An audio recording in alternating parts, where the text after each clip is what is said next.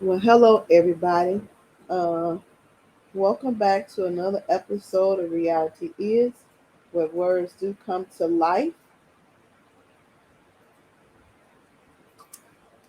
So tonight, we're going to talk about an article I received late last night, and so I'm going to read it, and then I'm going to dissect it a little bit.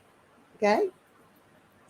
All right. So it says 94 accused killers in Chicago area are out of jail on ankle monitors.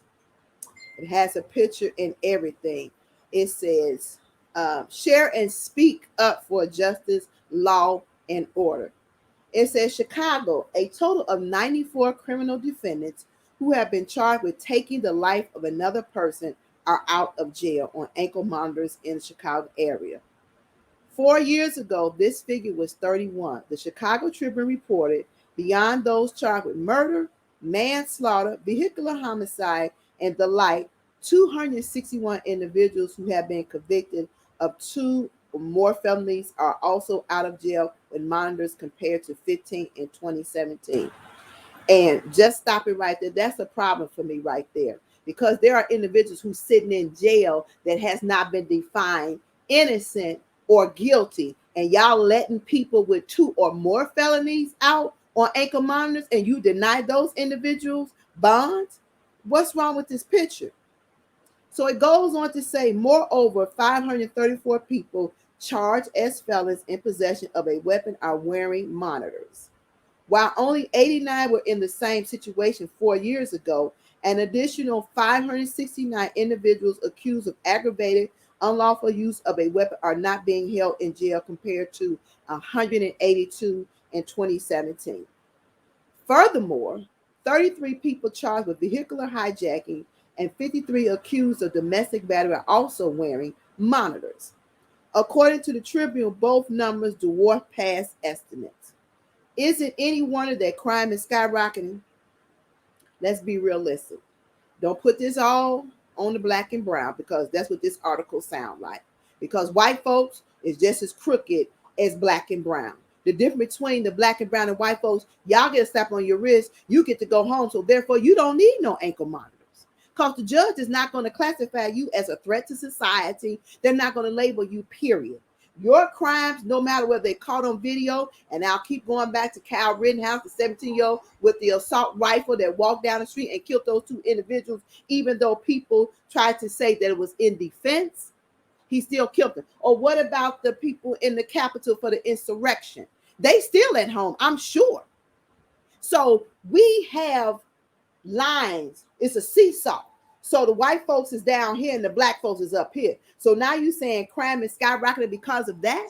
No, crime is skyrocketing because of living conditions, money that's not being poured into communities, and because y'all don't do what y'all need to do. Y'all want to make it like it's all about this. And your efforts of reforming is not reforming. You know, individuals come from a certain environment and y'all turn around and dump them right back in it. You do. You dump it right back. But all these organizations out here that you provide funding for is supposed to be specializing in helping those individuals. So if they're really helping those individuals, why are they being dumped back into society like they are? That don't make sense to me. All right. So the article goes on to say the spike has alarmed law enforcement. But really?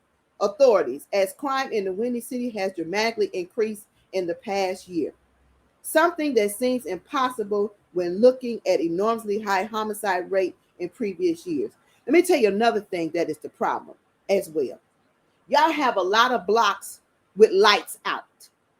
The parks are dark. So people are going to reside anywhere that they are dark. I think you don't really want a solution to the problem. Y'all want to complain about something that you could have been fixed a long time ago. And if anybody has one or more crimes and they repeat offenders, why would you put them out on electronic monitors? My thing would be you would put the first offenders out on electronic monitoring before you put repeat offenders out on electronic monitoring. And then this article does not talk about the point system that you all have put into play. Nobody talk about the point system. See, we want to make it seem like it's all on the criminals. But it's on the point system that you all set up. That little point system that defines the points, whether the person will go back out and do the crime again. Hell, how you going to determine somebody going to do the crime again with a point system? How that's supposed to work? Y'all God? Y'all can see in the future? A point system don't mean a hill of beans. You need to know that person's background. You need to know that person's history. You don't know none of that. You don't. So it says there's a population on home monitoring that was never meant to be on it. But the people that you should put on home monitoring, you don't.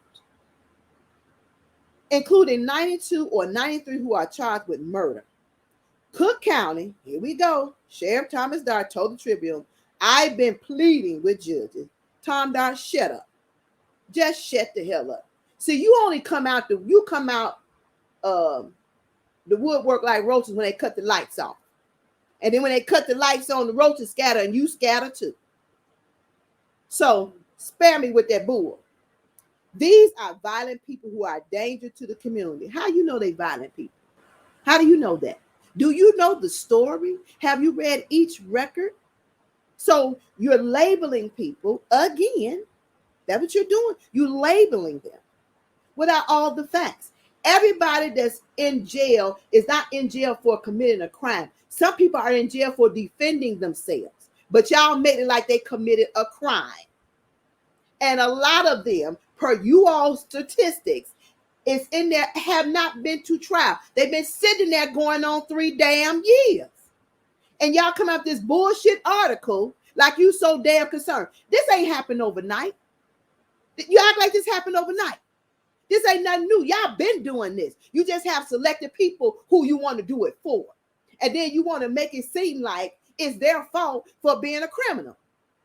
If you're going to run a judicial system, run it the fair way. Be transparent and honest.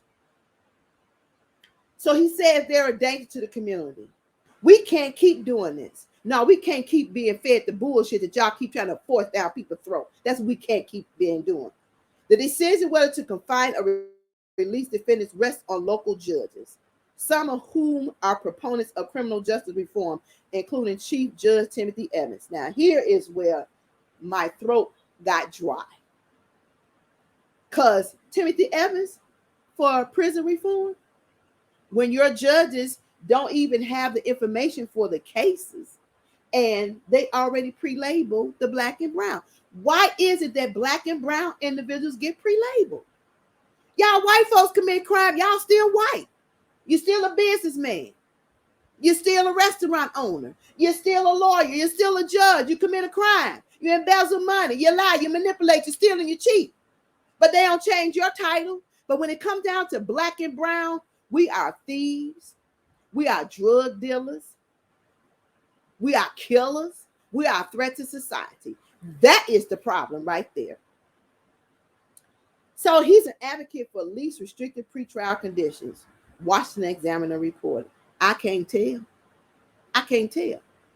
As I've said, there's about 50% of the population in Cook County Jail is innocent. And this ain't just in Cook County, it's across this land and country. The people, the individuals who could push things along is the state's attorney office, Kim Fox. And you don't do your damn job.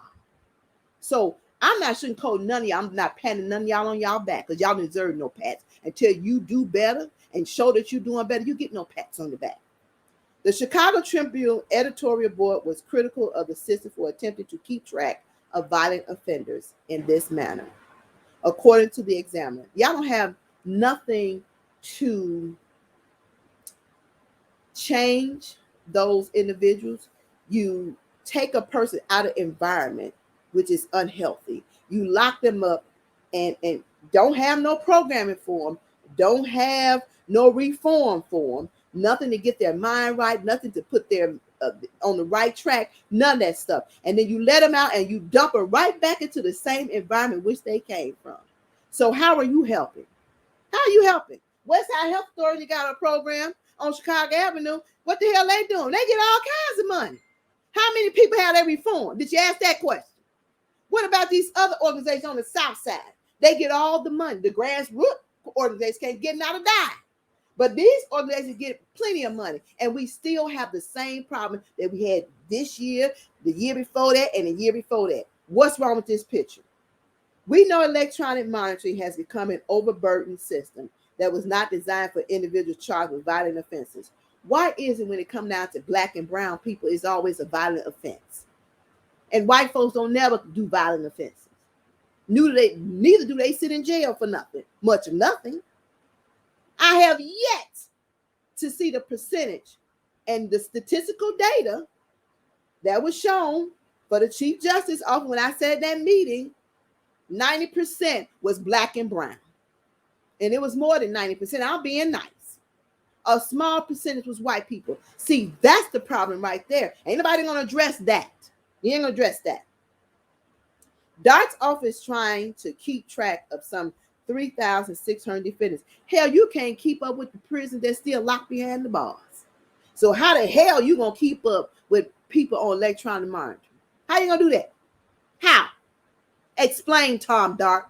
So you got all these comments and these statements, and your ass ain't doing your job neither. Up considerably from just a year ago, it wrote.